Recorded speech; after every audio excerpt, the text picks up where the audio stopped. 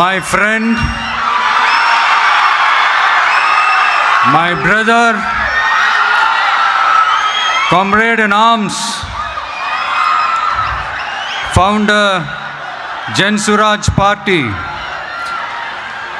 திரு பிரசாந்த் கிஷோர் அவர்கள் இன்னைக்கு நம்மளுடைய இந்த தமிழக வெற்றி கழகத்தினுடைய 2ஆம் ஆண்டு துவக்க விழாவிற்கு சிறப்பு விருந்தினராக கலந்துக்கிட்டு பேசியது மிக்க மிக்க மகிழ்ச்சி.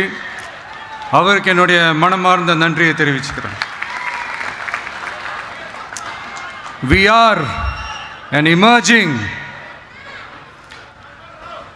primary political force in Tamil Nadu politics with a firm commitment to create history in the upcoming 2026 assembly elections of Tamil Nadu, like 1967 and 1977 assembly elections of our state. Without compromising our party's ideological principles at any cost, I am here to collaborate and work with you towards upholding the secular and democratic ideals in TN and beyond. என் நெஞ்சில் குடியிருக்கும்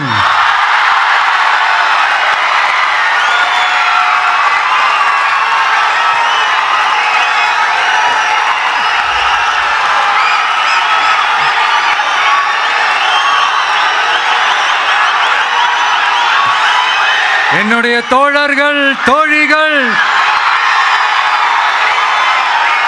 எல்லாருக்கும் என்னுடைய வணக்கம், வணக்கம், வணக்கம்.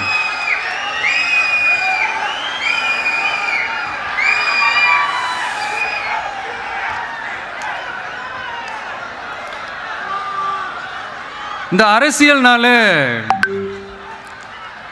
வேற level தான்ல.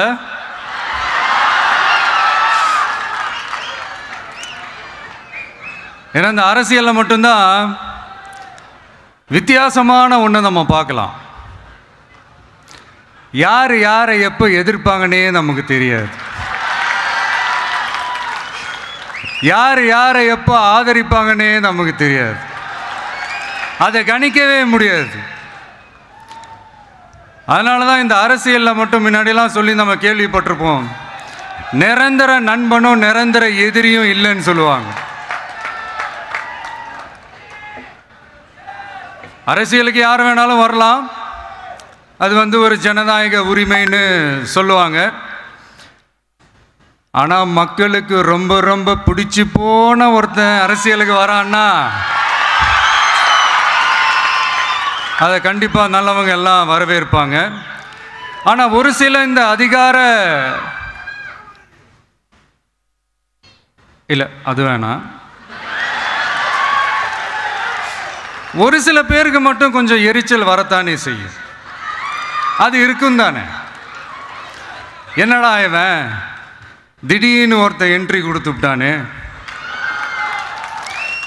இது வரைக்கும் நாம சொன்ன பொய்யெல்லாம் நம்பிக்கிட்டு மக்கள் நமக்கு ஓட்டு போட்டுக்கிட்டு இருந்தாங்களே, ஆனால் இப்போ இவன் சொல்றதெல்லாம் பார்த்தா மக்கள் மனசுக்கு ரொம்ப நெருக்கமாக வேற இருக்குது. அதுவே நமக்கு ஒரு பெரிய நெருக்கடியாகவும் இருக்குது.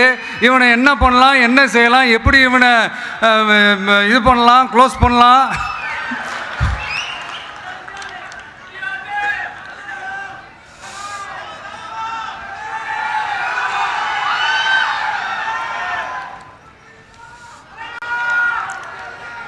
எப்படி இவனை க்ளோஸ் பண்ணலாம், ஒரு கன்ஃபியூஷன் ஒன்று வரும். அந்த கன்ஃபியூஷனில் கத்துறதா கதறதா என்ன பண்ணுறதுன்னு தெரியாமல் வர்றவன் போகிறவன்லாம் கட்சி ஆரம்பிக்கிறான்னு சொல்லி இப்படி ஏதாவது பேச ஆரம்பிப்பாங்க. இப்போ நம்ம ஆட்சியில் இருக்கிறவங்க நமக்கு எதிராக பேசுகிறாங்க இல்லையா, அந்த மாதிரி. இப்படிப்பட்ட ஒரு அரசியல் காலத்தில் கொஞ்சம் கூட ஒரு பயம் இல்லாமல், ஒரு பதட்டம் இல்லாமல், வர்ற எதிர்ப்புகள் எல்லாத்தையும் சும்மா லெஃப்ட் ஹேண்டில் டீல் பண்ணிக்கிட்டு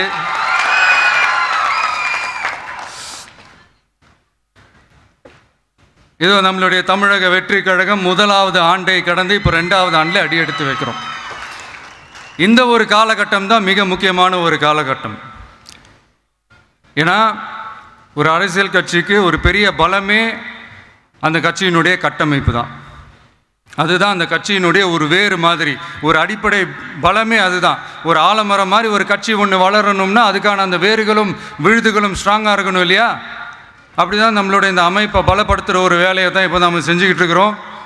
தமிழ்நாடு முழுக்க மாவட்ட நிர்வாகிகள் எல்லாரையும் தேர்ந்தெடுத்து அறிவிச்சிட்ருக்கிறோம். இந்த நேரத்தில் நம்ம மேலே ஒரு கம்ப்ளைண்ட், அது என்னென்னா, அதுதான் எனக்கும் புரியல. நம்மளுடைய மாவட்ட நிர்வாகிகள் எல்லாருமே வெறும் இளைஞர்களாகவே இருக்கிறாங்களாம்.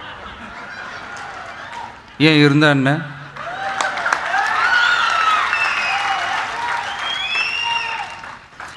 அறிஞர் அண்ணா அவர்கள் கட்சி ஆரம்பிச்சப்பா அவர் பின்னாடி நின்னதும், புரட்சி தலைவர் எம்ஜிஆர் அவர்கள் கட்சி ஆரம்பிச்சப்பா அவர் பின்னாடி நின்னதும் வெறும் இளைஞர்கள் தான். அந்த இளைஞர்களால் தான் 1967லையும் 1977லையும் அந்த 2 தேர்தலையுமே ஒரு மிகப்பெரிய ஒரு வெற்றி கிடைச்சது. வரலாறு, அதுதான் வரலாறு. இப்போ அதே மாதிரி நம்ம மேலே இன்னொரு கம்ப்ளைண்ட், அது என்னன்னா, நம்மளுடைய கட்சி நிர்வாகிகள் எல்லாருமே சாதாரண குடும்பத்திலிருந்து வந்தவங்களாம்.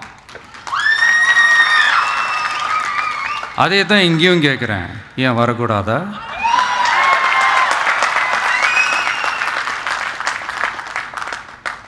சாதாரண குடும்பத்திலேருந்து வந்தவங்க தான் பெருசாக சாதிச்சிருக்கிறாங்க.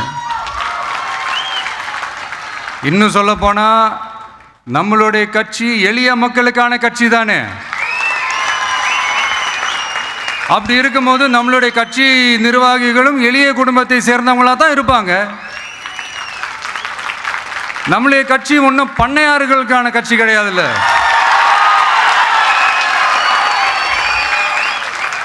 முன்னாடிலாம் அந்த காலத்தில் பண்ணையாருங்க தான் பதவியில் இருப்பாங்க. இப்போ கொஞ்சம் உள்டா மாறிடுச்சு, பதவியில் இருக்கிறவங்களாம் பண்ணையாராக மாறிடுறாங்க.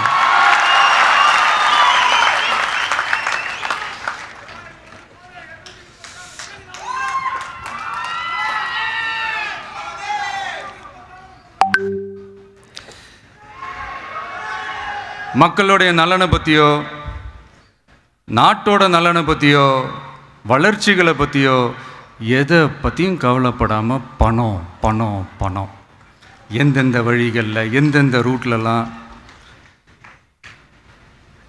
இப்படிப்பட்ட இந்த மைண்ட் செட் உள்ள இந்த பண்ணையார்களை அரசியலை விட்டே அகற்றுவது தான் நம்மளுடைய முதல் வேலை.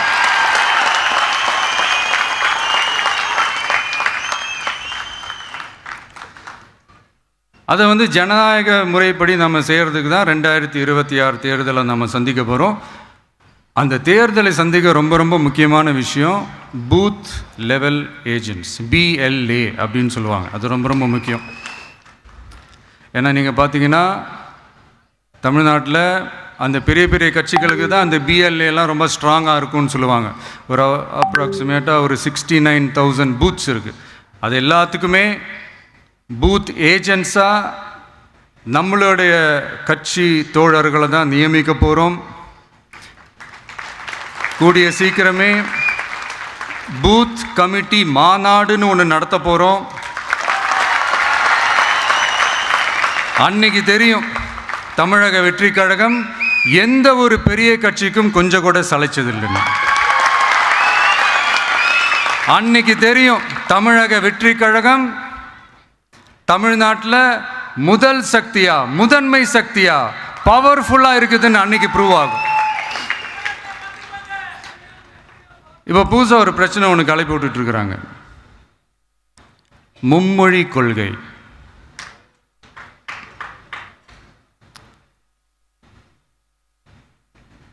அதாவது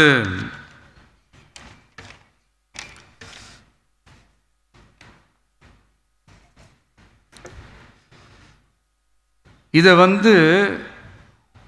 இங்கே செயல்படுத்தலைன்னா இந்த கல்விக்கான நிதியை நம்மளுடைய மாநில அரசுக்கு கொடுக்க மாட்டாங்களாம். இந்த எல்கேஜி யூகேஜி பசங்க சண்டை போட்டுப்பாங்க தெரியுமா, அந்த மாதிரி கொடுக்க வேண்டியது அவங்களோட கடமை, இங்கே இவங்க வாங்க வேண்டியது இவங்களுடைய உரிமை. ஆனால் இவங்க 2 பேரும் இங்கே எவ்வளோ சீரியஸாக ஒரு பிரச்சனை ஓடிட்டுருக்கு. இவங்க 2 பேரும் அதாங்க நம்ம ஃபாசிசமும் நம்ம பாயாசமும், அதான் நம்ம அரசியல் இனிமையும் கொள்கை இனிமையும். 2 பேரும் என்ன பண்ணுறாங்கன்னா 2 பேரும் பேசி வச்சுக்கிட்டு இந்த செட்டிங்லாம் பண்ணி வச்சுக்கிட்டு மாற்றி மாற்றி சோஷியல் மீடியாவில் ஹேஷ்டேக் போட்டு விளையாட்டுருக்குறாங்க.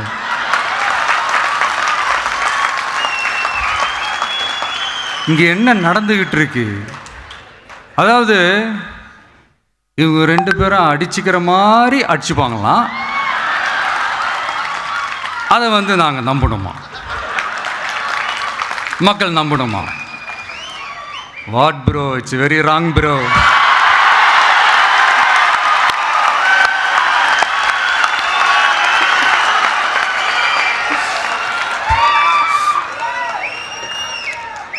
இதுக்கு நடுவில் நம்ம பசங்க உள்ள பூந்து அங்க ஒரு சம்பவம் ஒன்று பண்ணிட்டு டக்குன்னு வெளியே வந்துடுறது.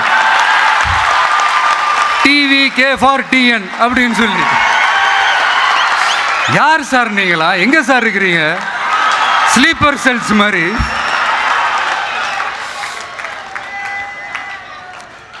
அதனால இதெல்லாம் மக்களுக்கு நாம சொல்லி புரிய வைக்க வேண்டிய அவசியமே கிடையாது. அவங்களுக்கே தெரியும் எவ்வளோ பெரிய ஒரு ஏமாத்து வேலைன்னு. நம்ம ஊர் சுயமரியாதை ஊர், நாம் எல்லாரையும் மதிப்போம். ஆனால் சுயமரியாதையை மட்டும் யாருக்காகவும் எதுக்காகவும் விட்டு கொடுக்க மாட்டோம். நாம் எல்லா மொழிகளையும் மதிப்போம், அதில் மாற்றுக்கிறதே கிடையாது. தனிப்பட்ட முறையில் யார் வேணாலும் எந்த ஸ்கூலில் வேணாலும் படிக்கலாங்க. உனக்கு எந்த மொழி வேணுமோ, எப்போ கற்றுக்கணுமோ, உனக்கு எப்போ தோணுதோ கற்றுக்கலாம். அதெல்லாம் அவங்கவுங்களோட தனிப்பட்ட ஒரு உரிமை. ஆனால் கூட்டாட்சி தத்துவத்தை மீறி மாநில தன்னாட்சி உரிமைக்கு எதிராக ஒரு மாநில அரசின் மொழி கொள்கையை, கல்வி கொள்கையை கேள்விக்குறியாக்கி வேறு ஒரு மொழியை வலுக்கட்டாயமாக திணிச்சா, அதுவும் அரசியல் ரீதியாக திணிச்சா எப்படி ப்ரோ?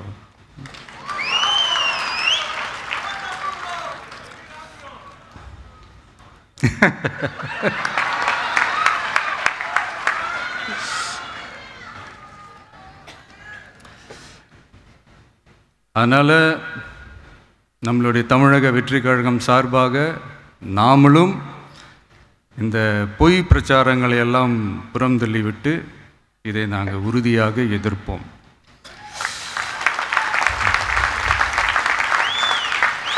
கான்ஃபிடென்ட்டாக இருங்க, நல்லதே நடக்கும், வெற்றி நிச்சயம். மீண்டும் சந்திக்கும் வரை நன்றி.